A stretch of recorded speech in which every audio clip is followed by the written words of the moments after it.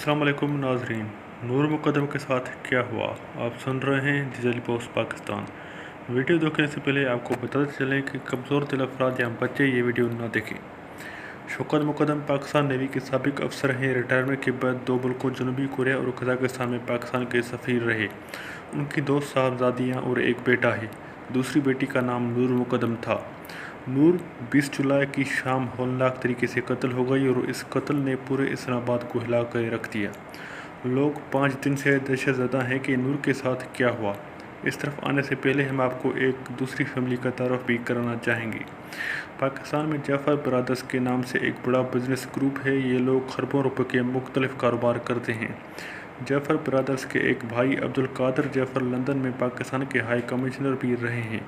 उनके साहबजादे ज़ाकिर जाफ़र भी अरबपति हैं। ज़ाकिर जाफ़र का बिजनेस बरतानिया और अमेरिका तक फैला हुआ है। कराची में रहते हैं, लेकिन अमरा की तरह उन्होंने भी अपना एक घर इस्लामाबाद के पोश एरिया F74 में बना रखा है और फैमिली कराची और इस्लामाबाद दोनों जगहों पर रहती है। ज़ाकिर जाफ़र के 2 बेटे और एक बेटी है। उनकी बेगम असमत का ताल्लुक़ आदम जी फैमिली से है। ज़ाकिर जाफ़र के बड़े बेटे का नाम ज़ाहिर ज़ाकिर जाफ़र है। ये उर्फ़ आम में ज़ाहिर जाफ़र कहलाता है। अमेरिका में पैदा हुआ, न्यू जर्सी में पढ़ता रहा, लंदन में भी ज़ेर तलीम रहा और ये आजकल पाकिस्तान में रह रहा था। दुनिया में पागलपन की मुख्तलिफ वजूहत होती हैं और उनमें सर फ़हरिस्त दौलत है।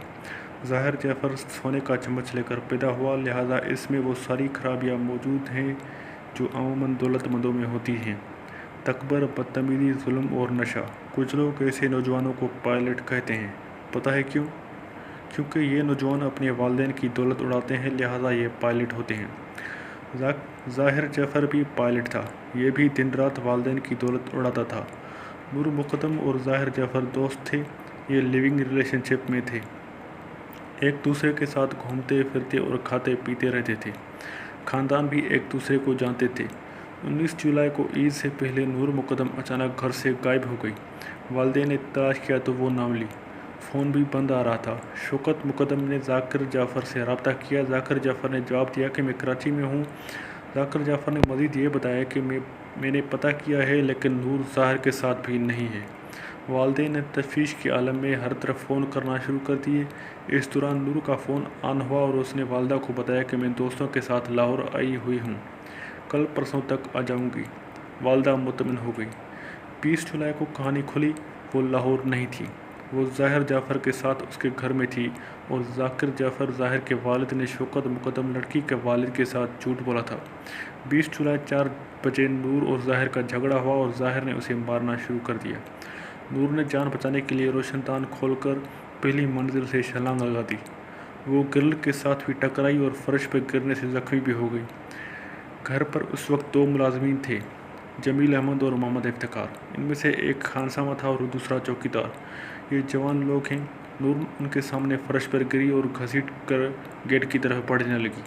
वो चौकीदार की मिन्नतें कर रही थी, तुम गेट खोल दो, ज़ाहिर मुझे मार देगा।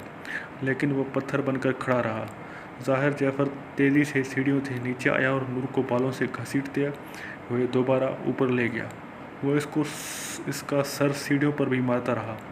ये दिन 4:30 बजे का वाक़या था। मुलाज़मीन ने फ़ोन करके ज़ाहिर के वालिद ज़ाकिर जाफ़र को बता दिया, लेकिन उसने इग्नोर कर दिया। ज़ाहिर ने उसके बाद नूर को बालाई मंजिल पर टार्चर करना शुरू कर दिया। इसने इसके जिस्म में 4 जगह चाकू मारा। एक बड़ा ज़ख्म छाती पर भी था। वो इसकी मन्नतें करती रही, लेकिन इसके जिस्म को चाकू से काटता रहा। और नूर ने अपने फ़ोन से वीडियो कॉल की कोशिश भी की और शोर भी किया, लेकिन कोई इसकी मदद को ना आया। ज़ाहिर ने इस दौरान अपने वालिद को फ़ोन करके बताया कि नूर मेरे साथ शादी नहीं कर रही, मैं इसे कत्ल कर रहा हूँ। वालिद ने इसकी बात को सीरियस नहीं लिया। मुलाज़मीन ने भी इस दौरान एक बार फिर वालिद को बताया कि कमरे से अंदर से चीखों की आवाज़ आ रही है और लोग घर की तरफ देख रहे हैं। वालिद ने चौकीदार से कहा कि तुम फिक्र ना करो, मैं अभी थेरापी सेंटर वालों को भेजता हूँ। हम इस स्टोरी को यहाँ रोका थेरापी सेंटर की तरफ आते हैं। इस्लामाबाद के F7 सेक्टर में 2 भाइयों दिलीप कुमार और वामिक रियाज ने थेरापी सेंटर के नाम से अला तबके के बच्चों के लिए नफसाती रिहेबिलिटेशन सेंटर बना रखा है। ये सेंटर पार्टियों के दौरान अमरा के बच्चों को संभालते हैं। ذاکر جعفر نے وامق ریاض کو فون کیا اور بڑے عام سے لہجے میں کہا کہ وامق میرے گھر میں کسی کو بھیجوا دو، وہاں ظاہر کسی لڑکی کے ساتھ سولیسائڈ کر رہا ہے۔ سولیسائڈ اعلیٰ طبقے کے انگریزی میں غیر قانونی غیر اخلاقی جنسی تعلق کو کہتے ہیں۔ والد کا لہجہ اتنا غیر معمولی تھا کہ ڈاکٹر بھی حیران رہ گیا۔ بہرحال تھراپی سینٹر نے اپنی ٹیم بھیجوا دی۔ اس دوران ظاہر اور نور کے دوست بھی ان کے گھر پہنچ گئے۔ وہ گیٹ پر کھڑے تھے اور ٹیلی فون پر ظاہر کے ساتھ بات چیت کر رہے تھے۔ تھراپی سینٹر کی ٹیم نے ظاہر کو دروازہ کھولنے کا کہا، اس نے انکار کر دیا۔ ٹیم لیڈر امجد سیڑھی لگا کر اوپر گیا اور کھڑکی توڑ دی اور اندر کی صورتحال دیکھ کر سکتے میں آ گیا۔ پورے کمرے میں خون تھا، جبکہ نور کا سر جسم سے الگ دور پڑا تھا۔ امجد نے ٹیم کو آواز دی، فوراً اوپر آ جاؤ، لیکن ٹیم کے پہنچنے سے پہلے ہی ظاہر نے امجد پر حملہ کر دیا۔ گولی چلائی، لیکن گولی پستل میں پھنس گئی۔ اس نے اس کے بعد امجد پر چاقو سے حملہ کر دیا۔ چاقو امجد کے جگر میں لگ گیا، لیکن وہ بہرحال اس سے لڑتا رہا اور اس نے اسے گرا لیا۔ اس دوران ٹیم آ گئی اور اس نے ظاہر کو باندھ دیا۔ ہمسائے افراتفری دیکھ کر رہے تھے۔ ایک ہمسائے نے پولیس بلا لی۔ پولیس بھی اندر داخل ہو کر سکتے میں آ گئی۔ پولیس نے ظاہر جعفر کو گرفتار کر لیا۔ شوکت مقدم کو بھی سانحے کی اطلاع دے دی۔ ظاہر کا والد کراچی سے واپس آ گیا اور آ کر پولیس پر چڑھائی کر دی۔ اس کا بار بار کہنا تھا کہ آپ میرے بیٹے کو قاتل کہنے والے کون ہوتے ہیں، یہ فیصلہ عدالت نے کرنا ہے۔ پولیس نے اسے سمجھایا، لیکن دولت میں اگر تکبر نہ ہو تو پھر دولت نہیں ہوتی۔ ذاکر جعفر نے وکلا کی لائن بھی لگا دی اور ہر طرف سے دباؤ بھی ڈالنا شروع کر دیا۔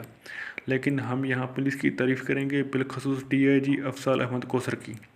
یہ شخص دباؤ میں نہیں آیا، اس نے تفتیش کرائی اور جب یہ ثابت ہو گیا کہ اگر ظاہر جعفر کے والدین معاملے کو سیریس لے لیتے اور اپنے بیٹے کو سپورٹ نہ کرتے تو نور مقدم بچ سکتی تھی، تو اس نے ذاکر جعفر اور ان کی بیگم عصمت آدم جی کو بھی گرفتار کر لیا اور ان دونوں ملازمین کو بھی پکڑ لیا جو اگر اس وقت راست کی کوشش کر لیتے اور پولیس کو اطلاع کر دیتے یا کسی ہمسائے کو بلا لیتے تو بھی نور بچ سکتی تھی۔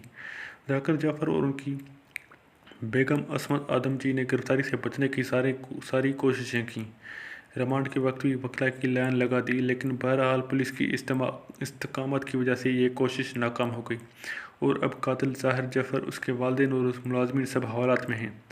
جعفر فیملی اب بھی قاتل ظاہر جعفر کو بچانے کے لیے اسے نفسیاتی مریض اور نشئی ثابت کرنے کی کوشش کر رہی ہے۔ یہ لوگ جان بوجھ کر سوشل میڈیا پر ایسی خبریں پھیلا رہے ہیں کہ یہ امریکہ میں بھی جیل میں رہا اور اسے لندن میں بھی وائرس کی وجہ سے نکال دیا گیا تھا، وغیرہ وغیرہ۔ یہ بھی پتہ چلا کہ ذاکر جعفر اور عصمت آدم جی کو جب نور کے قتل کا علم ہو گیا تو انہوں نے تھراپی سینٹر کے ساتھ مل کر ظاہر جعفر کو نفسیاتی مجرم بنانے کی کوشش کی۔ پولیس کو بھی گھر میں داخل ہونے کی اجازت نہیں دی گئی۔ پولیس گیٹ پھلانگ کر اندر گئی تھی۔ پولیس نے جب ظاہر کو گرفتار کیا تھا تو وہ اس وقت بھی ہوش و حواس میں تھا اور آج بھی یہ مکمل سینسز میں ہے۔ آپ اس کی چالاکی دیکھیے، یہ پولیس کو ہر سوال پر ایک ہی جواب دیتا ہے کہ میں امریکی شہری ہوں، مجھ پر پاکستانی قوانین کا اطلاق نہیں ہوتا اور آپ مجھ سے میرے وکیل کے ذریعے سوال کریں۔ یہ پولیس کو بیان نہیں دے رہا۔ والدین نے بھی اس کے دماغی توازن کی خرابی کی رپورٹس بنوانا شروع کر دی ہیں۔ آپ اس بارے میں کیا کہیں گے؟ ہمیں اپنی آراء سے آگاہ کیجیے۔ یاد رہے کہ یہ ویڈیو صحافی اظہر سعید کی وال سے لی گئی پوسٹ سے بنایا گیا ہے۔ اگر آپ کو ہماری ویڈیو پسند آئے تو اسے لائک کیجیے، شیئر کیجیے اور ہمارے چینل کو سبسکرائب کر لیجیے۔ شکریہ۔